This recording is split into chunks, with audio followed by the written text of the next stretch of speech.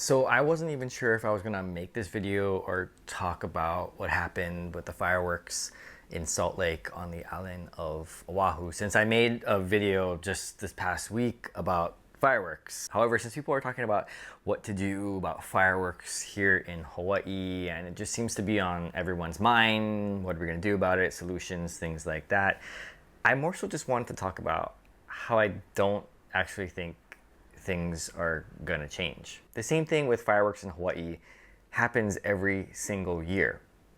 We play fireworks, we enjoy them, people complain, then the officials say they're gonna do something about it, and then by February, nothing really happens. And so when I look at what's been happening and what's been saying, it seems to be following that same script that we see every single year.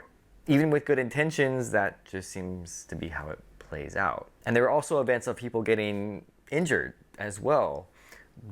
But I don't think things are going to change. I think it's going to be near impossible for that change to occur, almost like telling local people to stop eating white rice and instead eat brown rice. It's just not going to happen. Now I know you might be thinking, bruh, if that's how you feel, like things not going to change, then why are you even talking about them? But see, I actually want to counter my own position, because although that's what I believe is most likely to happen, it doesn't mean that I've given up hope that things in Hawaii cannot change for the better. And ever since the incident happened on New Year's Eve, I spent the last few days really thinking about what would it take to change our fireworks situation here in Hawaii. Because like most locals who heard the news about what happened on New Year's Eve, I felt sad about it, especially knowing now that we actually have a connection to this family. I know it's a small world. Now in my previous video, I talked about my idea of proposing a new state law that would authorize the counties to add a surcharge to fireworks. They would legalize it, at least a small kind, like the kind we used to play when we were little kids. Then there's a surcharge on top of that, and the counties can take that surcharge revenue and they can give it to the fire department and give it to the police to hopefully increase enforcement and also just to support those departments. Because I think if we're gonna legalize a small kind fireworks, we're really gonna need buy-in from those two particular departments. And you gotta give them a little bit of furikake on the rice to get their support. But what I failed to realize at the time was you're gonna need more than just one law to change how things are. I mean, I was watching and it was incredible, especially at midnight. It was popping. But it's gonna take a lot more than a law, because what we're seeing right now is the result of this huge culture change from little kid time when I was a little kid, pre-ban on fireworks, to what it's transformed to now. And that culture shift to me is significant, because to me, back in the old days when I was little kid time, we would play fireworks. You start New Year's Eve, you play the small stuff, crackle bombs, you do like the morning glories, the fountains, the little tanks, you have a good time, maybe some red devils. You just playing in front and everyone's having a good time. Maybe someone might shoot an aerial, but super rare in our neighborhood. And then by the end of the night, everybody's on the street sweeping up the red paper. You say Happy New Year, and then everybody goes sleep by like 1:30. And so in thinking about the fireworks situation more since what happened in Salt Lake, I think it's going to take three things, not just one thing. It's going to take new state laws, better enforcement, and community buy-in.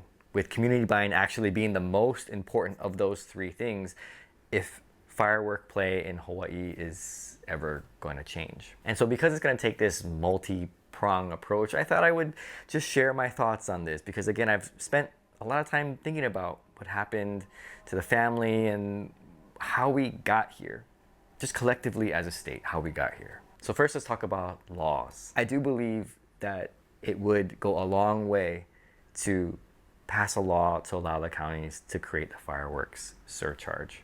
Now, I know they're talking about stiffer penalties for importing fireworks, maybe even playing fireworks illegally here. But those penalties and those laws are only as good as the enforcement. So if the enforcement is not there, it doesn't matter really what the laws are, as we can see every New Year's Eve. You need to have that enforcement. But I do think laws and new laws coming in, I think would add a lot, which is why I would propose in tandem with a county fireworks surcharge that the small stuff at the county level be reintroduced as like a pilot program for maybe 3 years. So everybody knows, hey, if you guys act up as a community, this is gonna go away in 3 years, so no act. And I think if some of the departments are afraid that, oh no, fireworks can come back, well, it's only gonna be for a little while.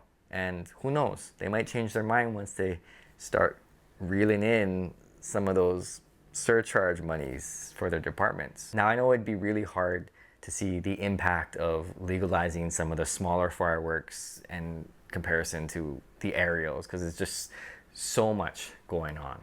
And I don't know if it's gotten worse as a result of the ban. That's really hard to say, and I don't know. And I don't know if bringing back the small stuff would reduce the illegal aerials. But at least everyone would know, if this was a pilot program for only 3 years, hey, if it gets out of control again, we're gonna take away all the small stuff that the kids are all playing. Hey, no screw it up, because we don't want this to go away. Now the second thing is better enforcement. And I know the cops and the police and law enforcement officers cannot be everywhere at once. And frankly, I think it's kind of too bad that even video footage of people lighting illegal fireworks is not enough for any action to be done.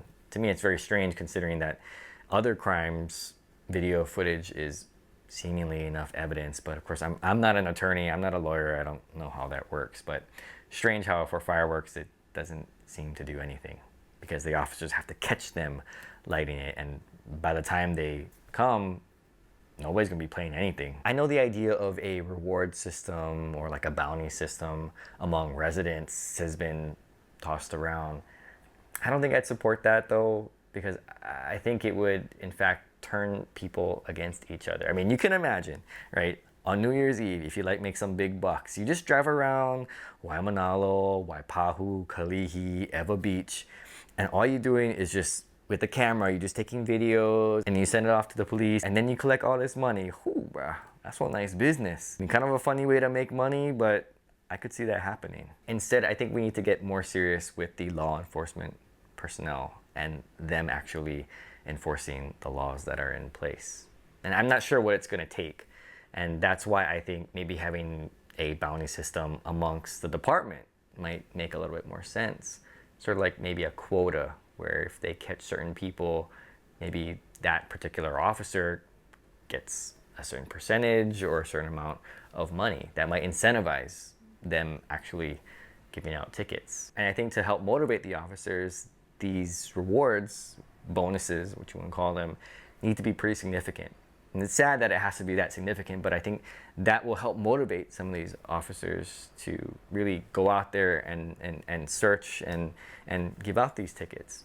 And speaking of tickets, I think that it should be a fine rather than like jail time. But I think the fines for playing fireworks have to be significant as well. I think people, maybe they're not so scared of jail or prison time, but man, you hurt them financially, it's gonna sting for some people. And I think that's where the penalties and things have to be changed. Because I don't think it's just gonna take more officers on the street to improve enforcement. I think there has to be systemic changes. And again, whether that's through some special New Year's Eve bonus program, bounty program, reward program, whatever you wanna call it, where these officers can go out, give certain number of tickets, maybe it's capped at a certain level, but really to motivate them to be like, hey, this is a community issue, this is a big problem. We need to make sure that we're clamped down on this. Cannot just be 0 arrests when you look around and see what we see. While we all enjoy and we laugh and we have a good time watching, really it's a lot of illegal activity that could result in people getting hurt. And the third thing is community buy-in.